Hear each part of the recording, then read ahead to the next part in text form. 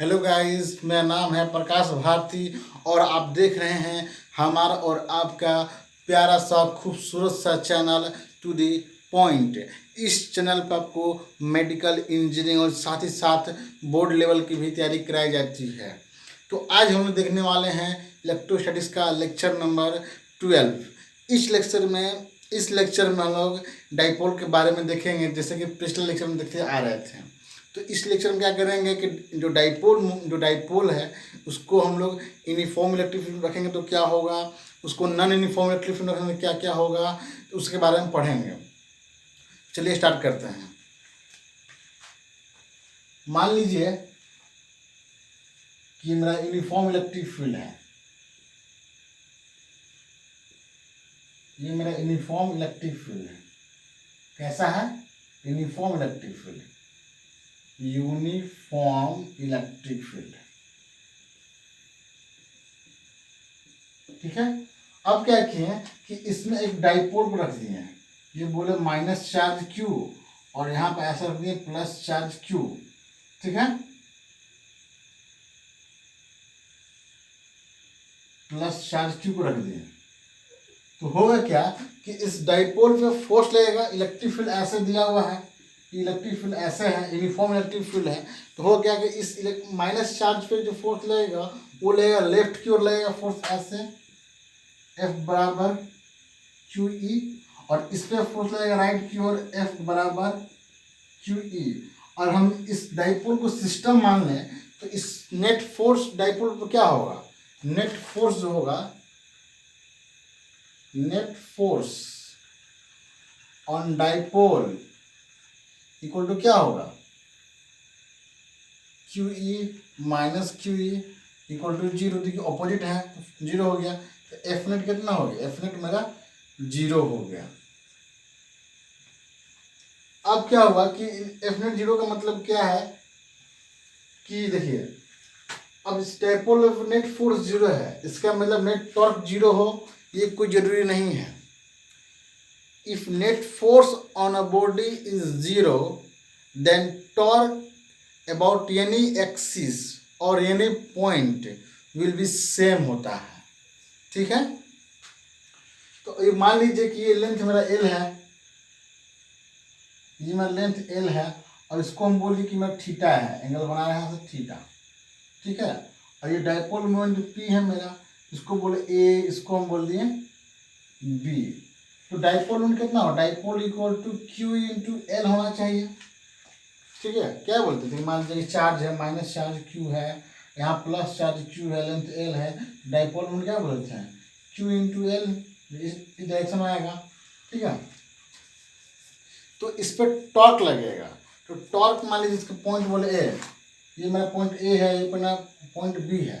लिखे टॉर्क लिखेंगे, torque net about A equal to torque net about B होना चाहिए, क्योंकि इसके अबाउट टॉर्क निकालो चाहे इसके अबाउट टॉर्क निकालो सेम आना आएगा, क्योंकि नेट फोर्स अगर बॉडी पे जीरो होता है तो torque about each and every point और एक्सिस विल बी सेम होता है। तो इसके अबाउट निकाल जाए, इसके अबाउट दोनों सेम होगा। तो हम निकाल रहे हैं टॉर्क ए के about, torque net about A कितना होगा, देखिए torque about A plus torque about B. Torque about A तो जीरो हो गया और टॉर्क अबाउट बी कितना होगा, ये तो टॉर्क होगा बी के कारण से कितना होगा, एफ इंटू, ये देखिए इधर कितना हो गया, एल साइन थीटा, यहाँ टॉर्क लगेगा जी, टॉर्क एल साइन थीटा। ठीक है। इसको क्या सकते हैं, एफ को Q into L sine theta, torque कितना Q into L E into sine theta.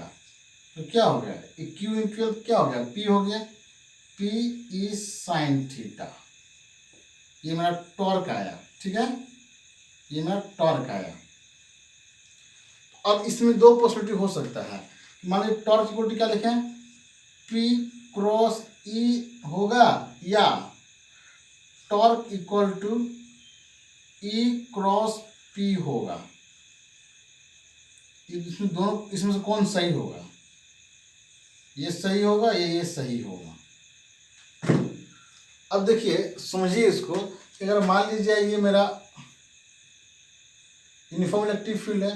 अगर डाइपोल ऐसा रखा हुआ है ऐसे माइनस क्यू प्लस क्यू, इस पे फोर्स लगेगा ऐसे, इस पे फोर्स लगेगा ऐसे, और मान दूसरा कह सकते हैं ऐसे, मान लीजिए ऐसा रखा हुआ है, ये प्लस क्यू ये माइनस क्यू, इस पे फोर्स लगेगा ऐसे और इस पे फोर्स लगेगा ऐसे। तो अब बताइए ये मेरा पी वेक्टर है, ये मेरा पी वेक्टर है।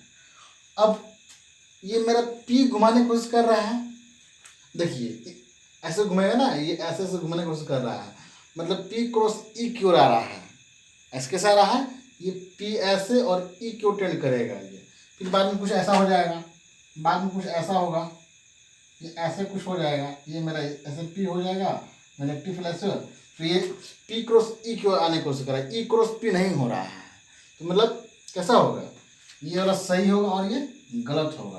क्या निकला, torque, torque equal to P cross ई।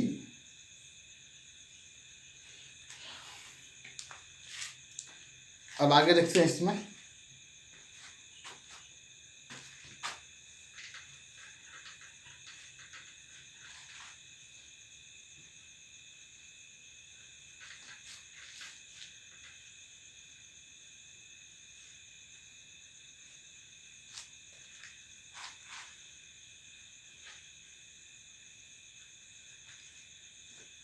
देखिए क्या निकला, टॉर्क हम लोग निकालें, torque equal to P cross E.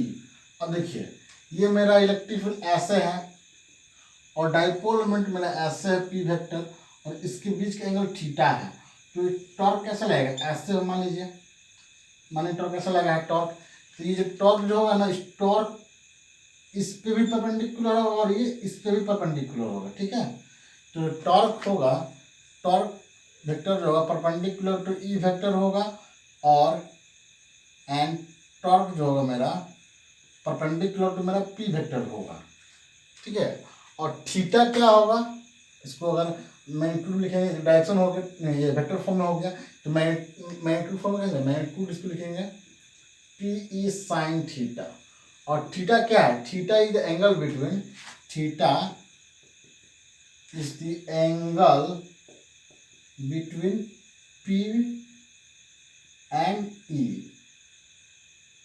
P and E, P और ई के बीच का एंगल है। पी क्या है, इलेक्ट्रिक डाइपोल मूवमेंट, और ई क्या है, इलेक्ट्रिक फील्ड है, ठीक है। अब देखिए मान लीजिए इसमें तीन केस हम लोग को पढ़ते हैं, स्टेबल, अनस्टेबल और ये क्या बोलते हैं जब एक दूसरा एक्सिस होता है, तो मान लीजिए कि देखिए ये मेरा यूनिफॉर्म इलेक्ट्रिक फील्ड है,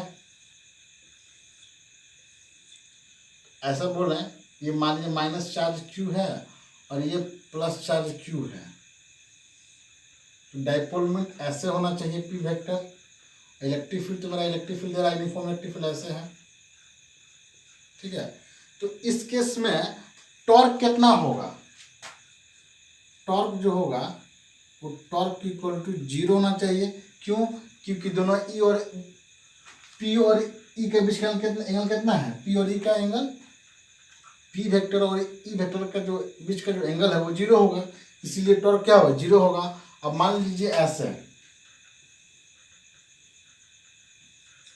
बोलिए मेरा प्लस चार्ज है, ये मेरा माइनस चार्ज है, तो ऐसे डाइपोल मोमेंट होगा, इसमें कितना होगा, थीटा इक्वल टू 180 डिग्री, तो टॉर्क कितना होगा 0, इसमें कितना होगा, थीटा इक्वल टू 0 डिग्री, तो टॉर्क क्या होगा 0 होगा, ठीक है।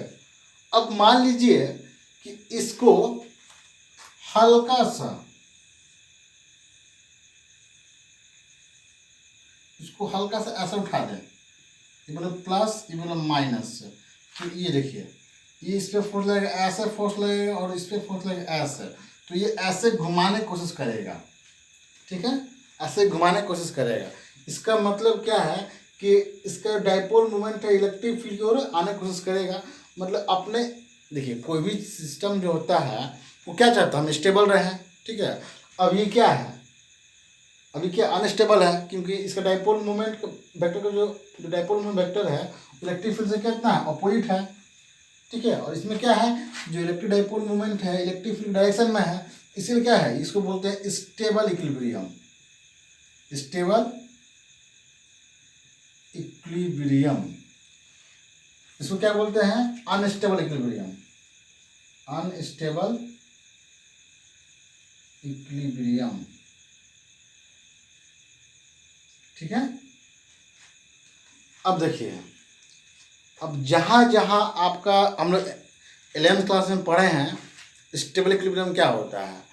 अब स्टेबल इक्विलिब्रियम जहाँ जहाँ आएगा वहाँ वहाँ मेरा एसएचएम आएगा। ठीक है, एसएचएम आएगा, वहाँ वहाँ टाइम पीरियड निकालने की बात करेगा। तो इस टॉर्क में भी इलेक्ट्रिक टॉर्क जो लगेगा इसमें, उसमें भी हम लोग एसएचएम की बात करेंगे और टाइम पीरियड के बारे में भी चर्चा करेंगे। ठीक है, तो आगे देखते हैं इसी में।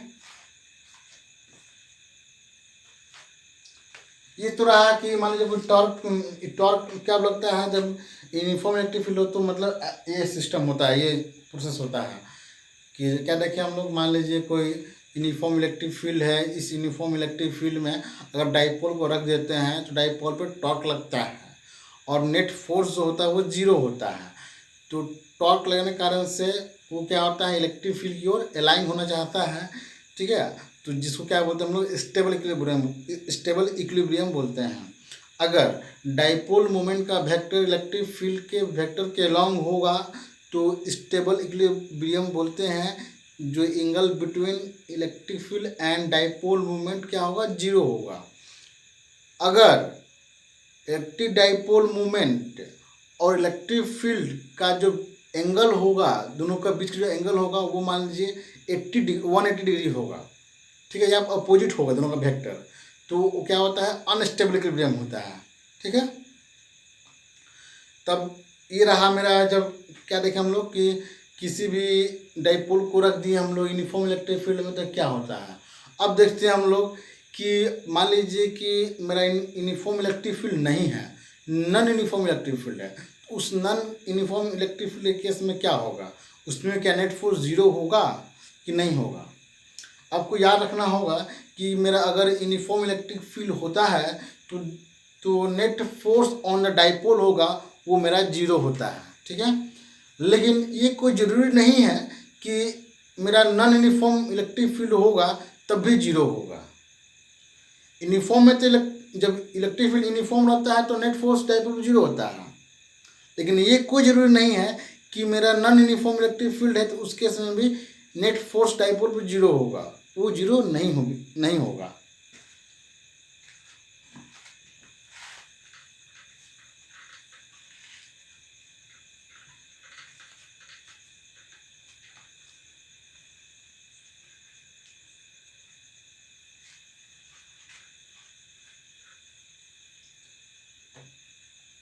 When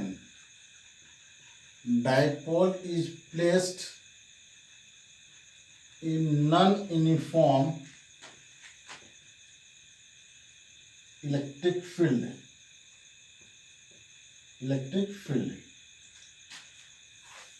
मान लीजिए कि मेरा इलेक्ट्रिक फील्ड जो है अब यूनिफॉर्म नहीं है, मतलब अलग अलग पॉइंट पे जो इलेक्ट्रिक फील्ड होगा वो अलग अलग होगा। ठीक है, तो देखिए कि मेरा यूनिफॉर्म इलेक्ट्रिक फील्ड नहीं है,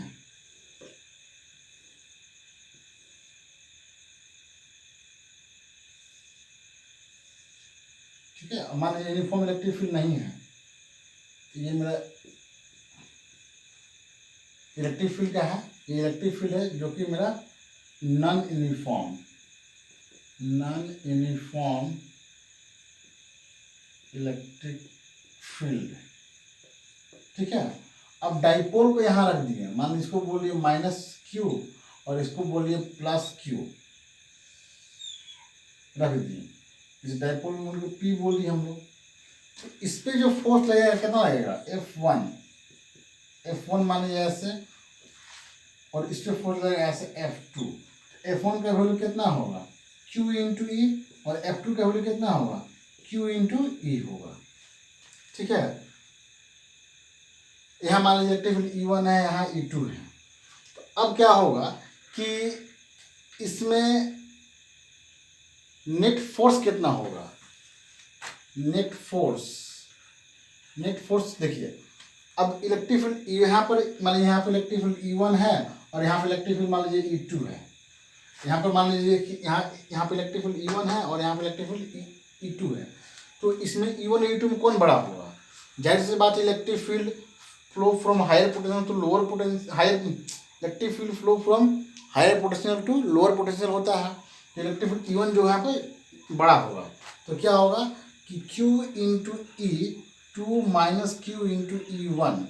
तो क्या लिखेंगे, Q E2 माइनस E1, ठीक है। और ये मेरा एफ नेट आया, Q माइनस लगा देते हैं यहाँ पे, E1 माइनस E2, चाहे ऐसे लिख देते हैं। एफ नेट जो होगा मेरा Q E1 minus Q E2, Q common ले लेंगे तो E1 माइनस E2। अब क्या करते हैं कि मान लीजिए इसको Q E1 minus E2 by delta L लिख देते हैं और डेल्टा L से इसको मल्टीप्लाई कर देते हैं, ठीक है। और डेल्टा L क्या हो गया, मान लीजिए इसको बोले डेल्टा L है, ठीक है। तो Q into delta L into E1 minus E2 by delta L। तो Q इंटू डेल्टा L कर सकते हैं, ये P वेक्टर हो गया into DE vector by DL लिख दिए। ये मेरा एफ नेट आया, ठीक है, एफ नेट आया, एफ नेट। अब देखिए, अब Q P और इसको क्या लिख सकते हैं, DE बाई DL। ये मेरा एफ नेट